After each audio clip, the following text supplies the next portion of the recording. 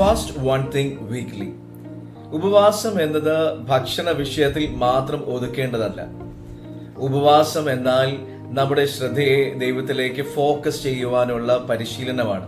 ഉപവാസം മനുഷ്യനെ കാണിക്കാനല്ല, മറിച്ച് ദൈവമായുള്ള ആഴമേറിയ ബന്ധത്തിനു വേണ്ടിയായിരിക്കണം. നിങ്ങളുടെ ശ്രദ്ധ ദൈവത്തിൽ നിന്ന് മാറ്റിക്കളയുന്ന ആ ഒരു കാര്യത്തെ മാറ്റിവെക്കുമ്പോൾ ദൈവത്തിന്റെ ശബ്ദം കേൾക്കാൻ നമ്മുടെ ഉള്ളിൽ അവസരം ഒരുക്കുകയാണ്. ചൂസ് സോഷ്യൽ മീഡിയ, TV അല്ലെങ്കിൽ മധുര പലഹാരങ്ങൾ, ഇങ്ങനെ നിങ്ങളെ അധികം സ്വാധീനിക്കുന്ന ഒരു കാര്യം ഒരു ദിവസത്തേക്കോ ഒരാഴ്ചത്തേക്കോ ഒഴിവാക്കാൻ തീരുമാനിക്കുക. ആ ഒരു സംഗതി നിങ്ങളെ നിയന്ത്രിക്കുകയല്ല, നിങ്ങൾ അതിനെ നിയന്ത്രിക്കുക തന്നെ വേണം. റീപ്ലേസ് ആ കാര്യം ഒഴിവാക്കുന്നതിലൂടെ ലഭിക്കുന്ന സമയം പ്രാർത്ഥനയ്ക്കോ വചനധ്യാനത്തിനോ മാത്രം ഉപയോഗിക്കുക. Ask God to reveal. നിങ്ങളുടെ ജീവിതത്തിൽ മാറ്റം ആവശ്യമുള്ള മേഖലകൾ കാണിച്ചു തരാൻ ദൈവത്തോട് അപേക്ഷിക്കുക. നമ്മുടെ ചിന്തകളെയും ആഗ്രഹങ്ങളെയും നിയന്ത്രിക്കാൻ പഠിക്കുമ്പോഴാണ് നമ്മുടെ ആത്മാവ് കൂടുതൽ ബലപ്പെടുന്നത്.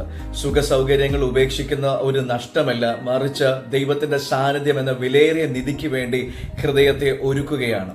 നിങ്ങൾ ആസ്വദിക്കുന്ന ആ വിഷയത്തിൽ നിന്ന് അകന്നു നിൽക്കുമ്പോൾ നിങ്ങളുടെ മേൽ ദൈവത്തിന്റെ അത്ഭുത പ്രവൃത്തികൾ വർദ്ധിക്കും. ഇങ്ങനെയുള്ള ഉപവാസം ഒരു ബുദ്ധിമുട്ട് പോലെ തോന്നിയാലും അത് ആന്തരികമായി വലിയൊരു ആത്മീക ശക്തി നിങ്ങളിൽ പകരപ്പെടും.